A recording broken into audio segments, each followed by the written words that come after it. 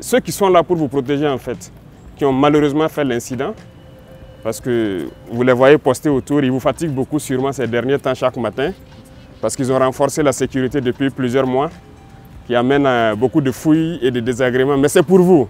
Ces déclarations du président du Faso pourraient désormais éclairer sur les événements qui se sont déroulés dans l'enceinte de la télévision nationale. Par cette visite, Ibrahim Traoré souhaite informer son peuple de l'incident des coups de feu survenus à proximité de la RTB le 12 juin dernier. Il s'agit simplement d'un incident et de tels événements peuvent se produire lors de la manipulation des armes, a-t-il assuré. C'est dans le cadre de leur élève que, en voulant vérifier un certain nombre de choses, malheureusement, donc, quelqu'un a fait partir le coup. Et ceux-là qui étaient à côté là-bas et celui qui a actionné ont été blessés aussi. Donc, ils ont été transportés à Yalgado ce jour-là.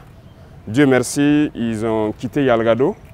Avec quelques séquelles, bien sûr, parce que la roquette, ça ne pardonne pas, notamment au niveau de la main. Malheureusement, la roquette s'est dirigée dans la cour de la RTB ici. Et on peut rendre encore grâce à Dieu parce qu'il n'y a pas eu de victimes en tant que telles. Il y a eu 2 blessés pris en charge par l'infirmerie de la présidence. Immédiatement, l'aide de camp après le conseil a pu venir aussi constater les dégâts et me rendre compte donc de la situation des blessés qui étaient stables. Ibrahim Traoré a également profité de cette visite pour fournir des précisions sur le mouvement d'avions et d'hélicoptères observés à Ouagadougou et à Dori après l'incident du 12 juin. Il a expliqué que 6 vols d'Illusion ont atterri à Ouagadougou, transportant du matériel des Nations Unies en provenance de Gao et Tombouctou à la fin d'une mission. Ce matériel, comprenant notamment des munitions, doit être détruit sous la supervision du service de la lutte anti-mine des Nations Unies. On a dit que nous on a fui en hélicoptère pour aller à Dori. Et quand vous voyez des grandes personnes mentir, ça fait pitié. En réalité, c'était le mercredi, c'était le lendemain de l'attaque de Mansilla. On a lancé une opération à Mansilla. Et donc les hélicoptères envoyaient des troupes en renfort encore. C'est juste ça. Donc ils ont décollé ici, aller à Dori, aller prendre donc, des éléments donc, du 9e BIR. Il y avait des éléments de l'IGGN qu'ils ont pris ici à Ouagadougou, aller pour l'opération au niveau de Mansilla. Les hélicoptères ont réellement survolé, c'est vrai. Ça c'est un fait. Tout le monde a observé. Alors, mais ils ont survolé pourquoi?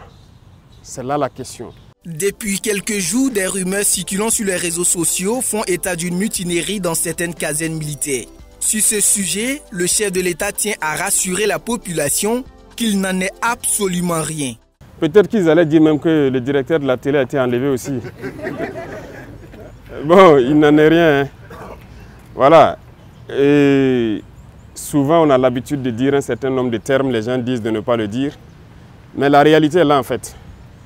Voilà, il y a des apatrides, il y a des ennemis de la nation.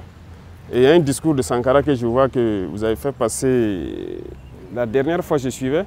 C'est d'actualité, c'est comme si nous sommes aujourd'hui et qu'il est en train de parler en fait. Voilà, c'est ça la réalité. Il n'en est absolument rien. Nous sommes là et chacun devrait faire attention ce jour-là. L'incident s'est passé pendant qu'on était en conseil. Et si les gens avaient fui, est-ce qu'après le conseil, il y aurait eu un point de presse? Il y a eu point de presse, non? Mais comme ils ont l'habitude de mentir, comme ils respirent, ils essaient d'embobiner les gens. Ces individus-là, il ne faut pas les écouter. Hein. Ils veulent distraire les gens.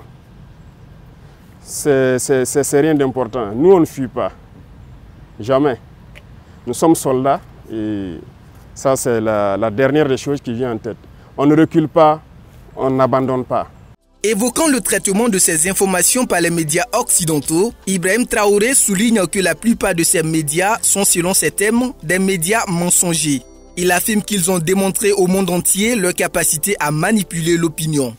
Vous voyez ce qu'on appelle le média mensonge? Je pense que beaucoup ont compris maintenant. La plupart sont des médias menteurs. Ils ont passé le temps à mentir, à manipuler.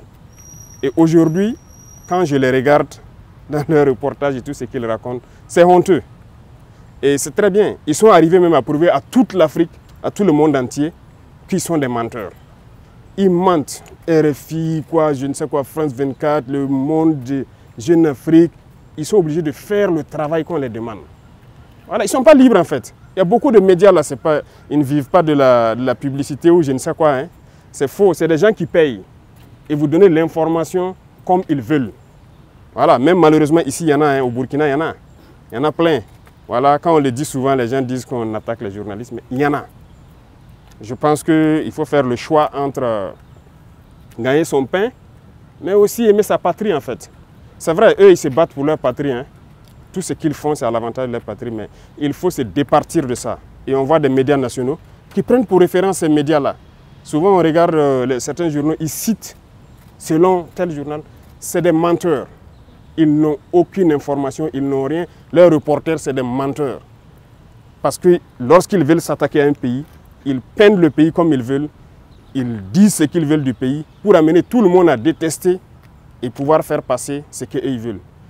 Avant de partir, le président du Faso a exhorté les Burkinabés de l'intérieur et de la diaspora, ainsi que les amis du Burkina Faso à demeurer sereins et à se prémunir contre les manipulations visant à saper les efforts de la transition et à déstabiliser le pays.